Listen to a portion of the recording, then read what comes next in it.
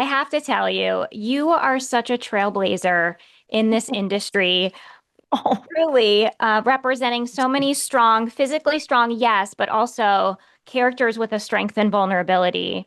Characters that we really needed to see on our screens. And Detective Renée Ballard is no different. Just congratulations on this thank you series. so much. Have you seen some of it or? Of course. Oh, I love it. I love the Oh my gosh. prep. I'm a Virgo, so Oh, okay. no, I couldn't get enough of it. I actually had to stop myself because I was like, girl, you're gonna want to like watch more of this. Right, I right, right. Save something. exactly. Very cool. Um, well, Ballard, she exudes this kind of ease and a calmness on the surface, but through your Mhm. nuanced performance, we can see the heaviness she carries. Right. Can you talk about finding her rhythm and finding times to bring that pain and anger to the surface and when Mm. to kind of leave it more buried? Yeah. Wow. By the way, thank you and great question because I think that that push and pull is really the great equalizer, isn't it? Right? Like who doesn't go through that? And you're so right about, there are moments where that anger is warranted, maybe appreciated, maybe valuable, and a lot of times where it's not.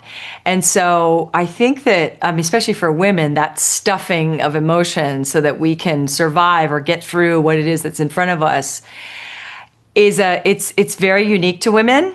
Not saying that men don't do it, I'm sure they do, but in the way that we do it, I think we really suffer. And for her, thank you for the nuanced comment because she's a person where, when you're leading, right? Anytime, I don't care what job you're in, especially in this one, she's leading a unit that is underfunded and people are not enthusiastic about, and she was really banished to sort of this side of the LAPD and not a place she wanted to be or ever expected that she would end up.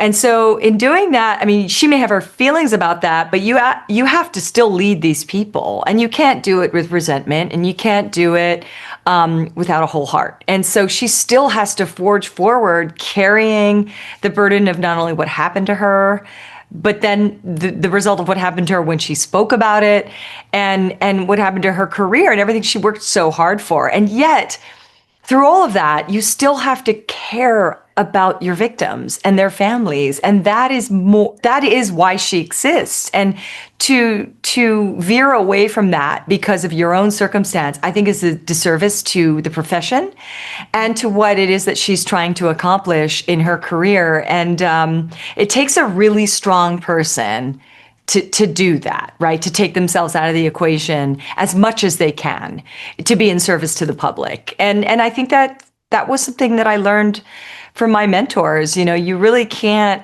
let any of that get in the way if it's going to hinder what it is that you're called to do. Mhm. Oh, that was so beautifully said. Oh, And thank you. I could feel everything that you just spoke about through your performance. It was really breathtaking. The moments where I could see when you wanted to maybe either speak at a higher volume, but you hesitate, or Hmm. it just was so brilliant. And I think also the way she is with your team, to your point, she is such a leader. And she Hmm. really, even though again, it's this coolness that is not to be, that is not a coldness. Oh, good. And there's a Oh, big good. difference there, I think. Do you know what? No, Yes. but there's a warmth to her, even though Wow. she's kind of cool Hmm. and there's a Hmm. warmth, and you Hmm. see that how she is with her team. And it was just, I was really blown away. I was like, I haven't seen a character like this before in this type of leadership position. And let's talk too about the tone. The Mm. tone feels I was saying earlier that you're really honoring the Bosch legacy, but it also feels new. It feels really grounded. Um, there's something about working on the cold cases where there's an urgency to it, but also there's an amount of care that is Yeah. done as well. Can you just speak Yeah. on that and sort of, yeah, finding that tone? It was just, yeah, Yeah. I'm really excited about it. Thank you for your words. That it means so much because, I mean, you can do things, but whether people are going to pick up on them or notice them is another thing. And I think that you're so right in that there's it's just this layer cake of of what you need to choose when you're in a leadership position, number one. And the tone of it being, I guess at the end of the day, the human experience is, I think, a few things. One, people want to be listened to. And in being listened to, they feel cared for. And I think that when people feel cared for, they feel safe. And when they feel safe, you're going to get what you want from them, whether it's a work ethic, whether it's information, whether it's something that can move us forward. So in that way, it's not disingenuous in the way that she goes about things, but she does very much know the psychology of people, and you have to as a detective in this world. You really have to be an expert in that. Otherwise, I think that's what sort of separates the good ones from the not so good ones, right? Is the people who have a humanity about them and care so much about resolution for victims, victims' families, and all of that. And so if that is your primary motivation, I think you're gonna do it with love. And I think it sounds like such a strange a strange word to put into this world. Mm-hmm. But the reality is, if you're not leading with that, no one's going to follow you, right? Mm-hmm. There's two ways you can rule. You can rule by fear, or you can rule by being inspiring in that way. And I think that was really the path that I wanted to take with her, because it's very easy to be a one-note, strong female. Very easy. You know, you see it all the time in action movies, and you see it all the time with characters that aren't fully developed.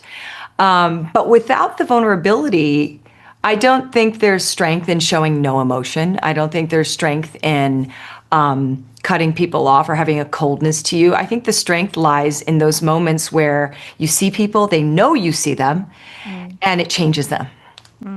Absolutely. And to your point, I mean, the pilot is so brilliant because it starts off with this really intense action sequence where we see Ballard's, physical strength. Mm-hmm. And we also understand that we're going to get that action in the series, but then it kind of takes a step back, and it really allows us to kind of simmer in character and in plot, which was just like really yummy to see. I was like, oh, this is that type of show. Okay. Mm-hmm. Oh, awesome. Yeah. Before I go, I have to ask, because she's a legend. How was it collaborating with Amy Hill? Oh, I love Amy so much. And also what an important role in the show. Mm-hmm. Amy shows a side to Ballard and brings out the Ballard that no one will see at work, that no one will see in her professional life. And to have her there as that support system. And really, it's so funny because Amy and I, that dynamic, we were living that dynamic. You know, I adore her. She's so fun and funny. And collaborating on this and creating this home life, I think was important to the insight of not just her, but, you know, where she comes from and where she's going because of where she's come from. And Amy ends up being somebody very, very pivotal, and someone who means a lot to Ballard in a different way than her work does. So it was very exciting to work with her, and I love her to death. She feels like family. Oh, that's lovely. Well, that's my time, but thank you so much, Maggie. Again, it was wonderful meeting you. This is like soul food. Thank you. Gosh, well, that's my favorite. Just, it all comes from the heart. So thank you. I feel love. That. Thank you so much. Bye.